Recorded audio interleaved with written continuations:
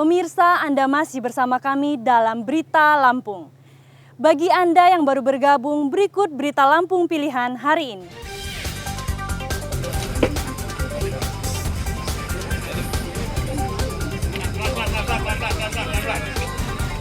Seorang janda dibunuh kekasihnya yang cemburu.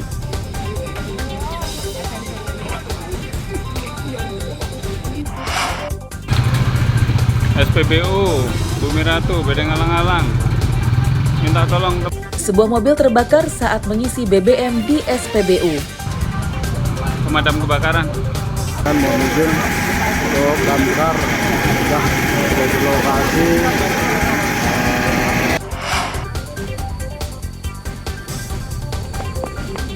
Murid SD belajar di atas bukit demi mendapatkan sinyal internet.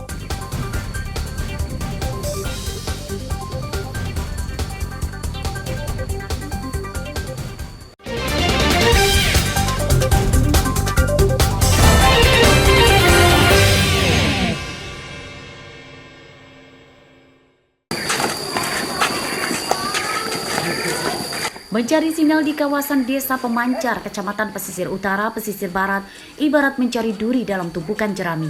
Sulit sekali. Seperti yang dilakukan murid-murid SD Negeri 104 Krui ini. Mereka harus naik ke atas bukit sejauh hampir 1 km demi bisa mendapatkan sinyal internet.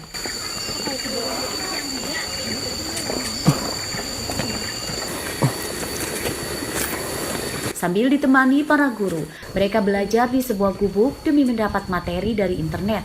Kondisi ini membuat internet jadi barang mahal dan sangat sulit diakses.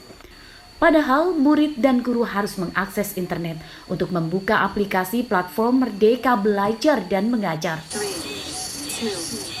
Mau nyari sinyal soalnya di sekolah sinyalnya susah.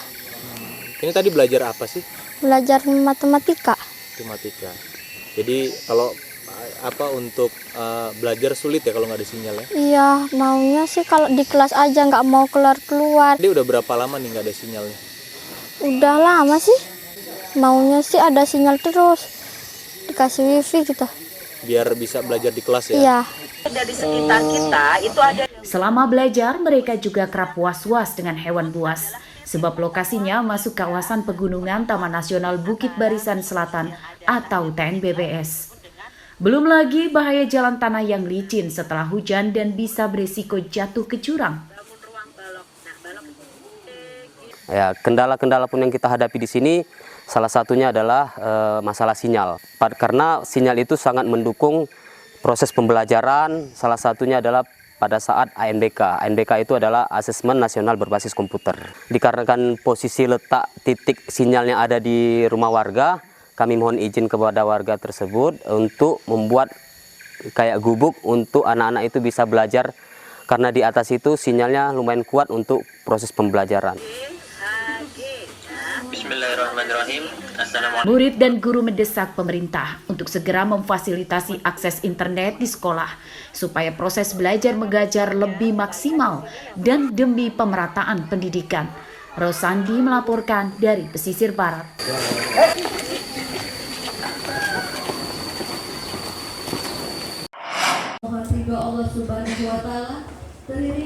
Tahapan pemilu di Lampung saat ini masih di tingkat pleno rekapitulasi suara di tingkat KPU Kabupaten dan Kota. Di antaranya di Kabupaten Waikanan yang masih terus menyelesaikan rekapitulasi suara Pilpres dan Pileg. Pada hari pertama pleno sempat diwarnai interupsi dari saksi Partai Gerindra yang meminta dibukanya kotak suara untuk dihitung ulang surat suara. Namun permintaan saksi tidak dikabulkan oleh Bawaslu karena tidak ada selisih angka perolehan suara yang dipegang Bawaslu dan KPU. Prosedur kita akan melakukan pembukaan kotak itu jika dianalisa oleh Bawaslu itu memang memenuhi syarat untuk buka kotak. Tetapi tadi setelah dilakukan cross check bareng, tidak ada perselisihan sehingga Bawaslu tidak merekomendasikan buka kotak. Dan akhirnya Partai Gerindra sendiri melakukan mengisi keberatan saksi. Sementara itu, KPU Lampung Utara pada Sabtu sore telah menyelesaikan pleno rekapitulasi perolehan suara di tingkat kabupaten. Ini 2 hari lebih cepat dari jadwal yang diagendakan. Ketua KPU Lampung Utara Masruan Hambali menyatakan pelaksanaan rekapitulasi suara di 23 kecamatan di Lampung Utara berjalan lancar. Data yang masuk ke KPU sesuai dengan yang dimiliki Bawaslu dan saksi peserta pemilu. 4. DPK laki-laki 181 35. Pengguna nggak ada kendala, secara umum nggak ada kendala ya. Kita cukup lancar, boleh dikatakan sukses dan berjalan kondusif proses dari awal sampai akhir sampai hari ini. Kendala masalah perbedaan surat suara atau hasil suara ya, perbedaan hasil suara yang mereka hasilkan ketika di pleno kecamatan sampai kabupaten, semuanya clear. Sementara itu, perolehan suara secara nasional berdasarkan data KPU Pusat pada hari Minggu kemarin, pukul 17 waktu Indonesia Barat. Pasangan Capres Prabowo Gibran masih telak unggul dibanding 2 calon pesaingnya dengan perolehan suara 58,83%. Kemudian disusul pasangan Anies Muhaimin dengan perolehan suara 24,49% dan disusul pasangan Ganjar Mahfud MD dengan perolehan suara 16,68%. Suara yang masuk ke KPU Pusat 78,6%. Ardio Haba melaporkan dari Waikanan dan Lampung Utara. data pemilih dan pengurus atau DPK laki-laki 1.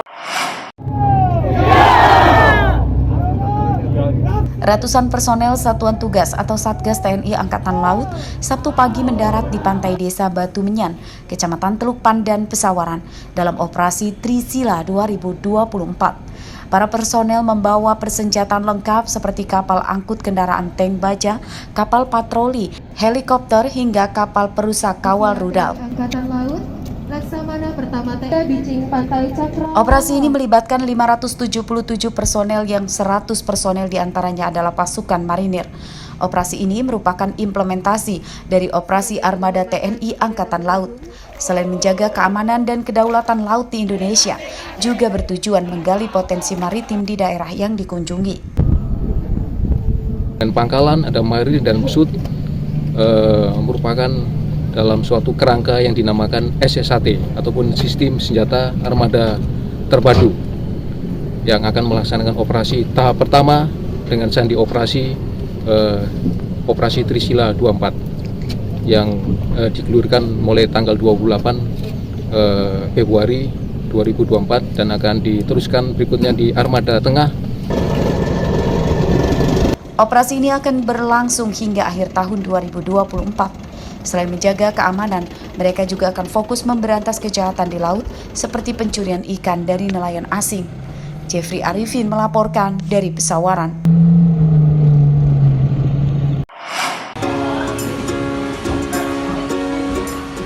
Kafe berkonsep modern mungkin sudah banyak. Namun salah satu kafe di Jalan Hos Cokro Aminoto, Kecamatan Enggal, Bandar Lampung ini menyajikan konsep lain, yakni nuansa klasik. Aneka radio, telepon, lemari, lukisan, hingga jajaran kaset-kaset pita seperti menarik kita ke era tahun 70-an saat masuk ke dalam kafe ini.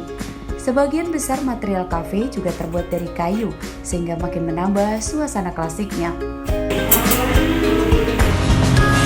Menurut pemiliknya, ide awal membuat kafe berdesain dengan gaya klasik karena ia hobi mengoleksi benda antik. Rupanya konsep ini banyak peminatnya. Dan terbukti kafe ini telah beroperasi lebih dari 10 tahun. Satunya karena kan saya hobi nih, hobi di vintage.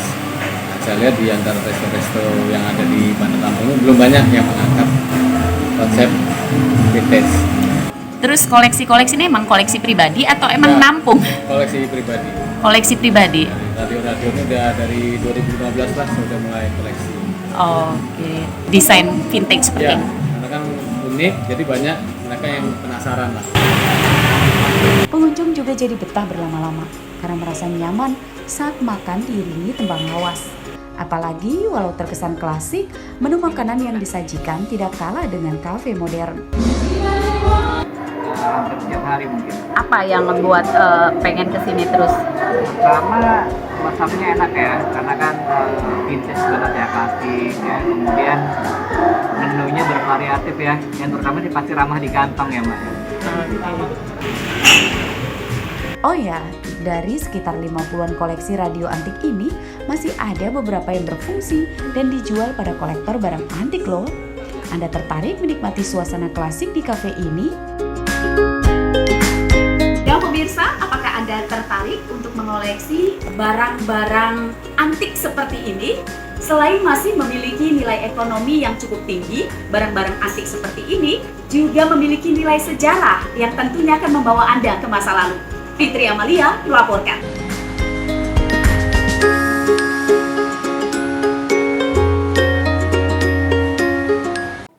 Pemirsa, informasi tadi sekaligus menutup perjumpaan kita pada pagi hari ini. Saya Iin Hermayani beserta seluruh kru yang bertugas berterima kasih. Selamat beraktivitas kembali. Sampai jumpa.